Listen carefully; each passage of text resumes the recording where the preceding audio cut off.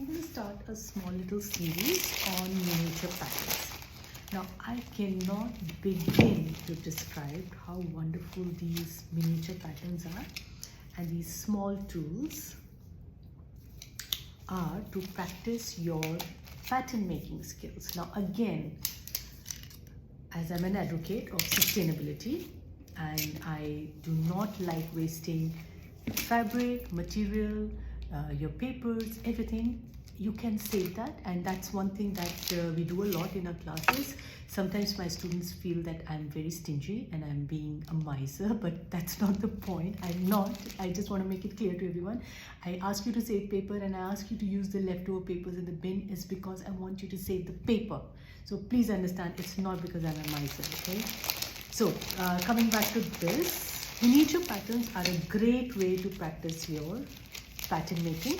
So what we do actually, they're not random, just any patterns. These are real patterns that we create using the original measurements. And for example, if you have size 8 measurement chart, we divide everything by quarter and we create these quarter size miniature patterns. Okay, so these are real size 8 divided by 4, right? So quarter. And if you end up doing that with the, if you just divide them by half, then you have the half size pattern like this, right? These are, again, you see, as you would notice that I have used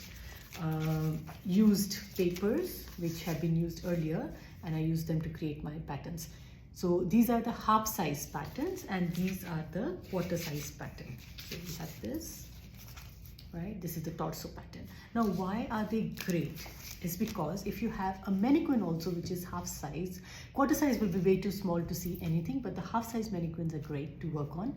And if you have that, you could use these patterns, apply the same formula, same logic, same method, techniques, and create your pattern. I will just show you an example. For example, these are the pattern manipulations that we've done using these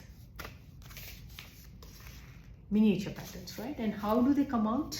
They come out wonderful. So let me show you just one example. I will be doing that more regularly to show you different types of designs. But for example, I will show you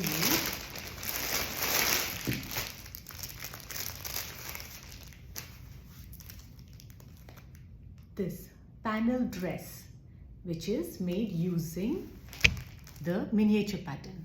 They are perfectly fitting garments, but they're just small. So a lot of times when students see these smaller mannequins, they're like, oh, this is a children wear, and I'm like, no, it's not children wear. Notice there's a bust there, so it cannot be children wear. This is a miniature patterns.